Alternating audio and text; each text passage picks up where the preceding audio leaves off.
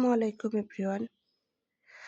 এটা হচ্ছে আমাদের মুরগির খাবার রান্না করা হবে। এখানে আপনারা অনেকে বলছিলেন যে মুরগির খাবার কিভাবে রান্না করে আপনারা দেন। শুকনা খাবার অনেকে দেন। শুকনাও দেই আমরা। আবার রান্না করে দিলে বেশি ভালো হয়। মানে আমাদের মুরগি এটার অভ্যাস হয়ে গেছে। এখানে কি দিছো মা?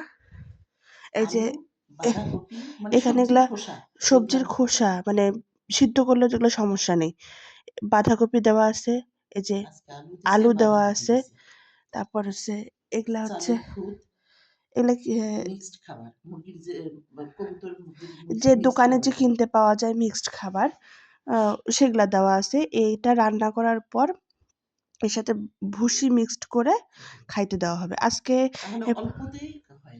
এখানে হচ্ছে ফুলকপির ডাঁটা দেওয়া হয়, মানে সবজি, সব সবজি দেওয়া হয়। আজকে যেটা মানে অ্যাভেলেবেল ছিল সেটাই দেওয়া হয়েছে আরকি।